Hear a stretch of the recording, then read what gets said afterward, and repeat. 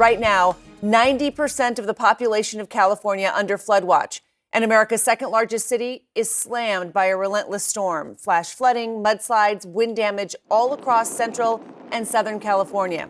This is video just in from Santa Clarita. Firefighters pulling a person out of that car as water rushes around them. There are scenes like these all over the Los Angeles area.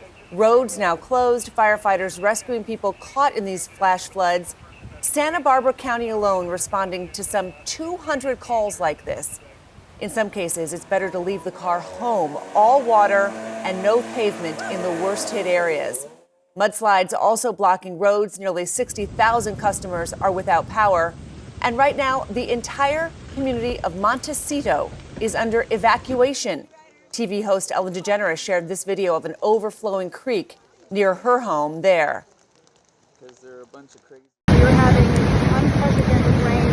This creek next to our house never flows, ever. Probably about 9 feet up, and it's going to go another 2 feet up. We have forces ready to evacuate. Couldn't be nicer to Mother Nature. Deadly weather in California, where many areas now have seen more than a month's worth of rain. In just the last 24 hours, 14 people have died at least. We look at all this. I mean, you can see the impact there. Perhaps not surprising that the heavy rain and the flooding have forced evacuations. It's also making it tough for people who are actually trying to get to safety, as you can see in some of this video here. CNN's Kyung La and Camila Bernal are covering for this for both of us. So, Kyung, first to you in the southern part of the state.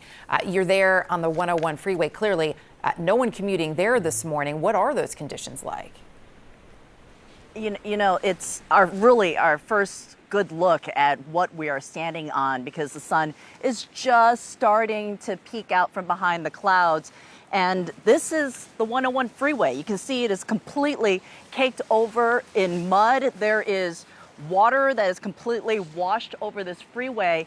And the reason why this is completely shut down and why this standing water is still there is because below the freeway is the Ventura River. In just 12 hours yesterday, that river rose 17 feet.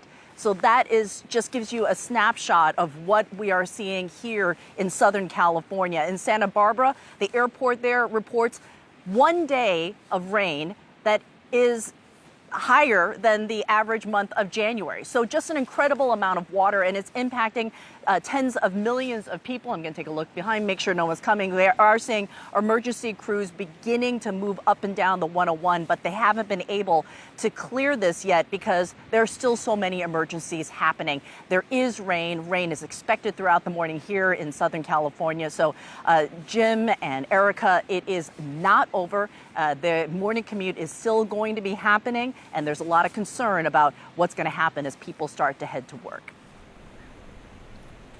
Camila, tell us what you're seeing where you are there, and are the waters expected to rise again? Hey, Jim. Yeah, a very similar situation. A lot of standing water and a lot of cleanup to do in this area. If you just take a look here at the street, same scenario as Kyung. The sun is starting to come out, so you can see just how much water is all over this neighborhood. House after house having to deal with all of this. And unfortunately, there was nothing they could do to stop that water. I talked to some of the residents yesterday who were telling me, you know, I wanted to put those sandbags out and I did it, but it made no difference because the water still got into the homes here and in many other communities across Santa Cruz County. There's 32,000 people in this county that are under evacuation orders.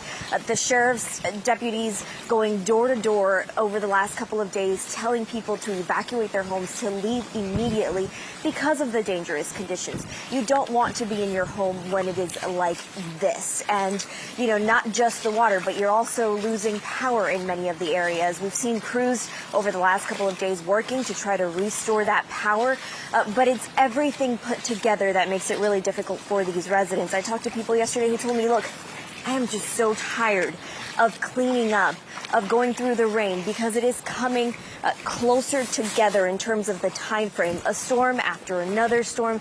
And so people are frustrated, people are tired, and it is becoming very dangerous. Just like in many other parts of the state, they're telling people if you do not have to travel, do not get in your car, because again, the streets look like this. So it is much better to stay home, to try to be as safe as possible because, yes, more rain is coming in the next couple of days. And so they're starting to do anything they can to prepare for that next storm already. Jim, Erica. The water kept getting deeper and deeper. There was so much water, it was gushing and it knocked me over.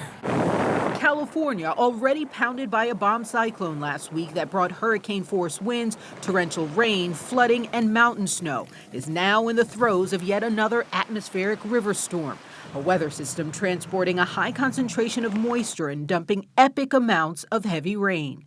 We are into atmospheric river number 5. But just last week, several counties in the state were experiencing the exact opposite, exceptional drought. Marked by the deep red on this map, it's considered the most severe. Although California's recent parade of ultra-wet storms have not completely reversed the decades-long dry spell, flood warnings have now replaced severe drought warnings in the same areas.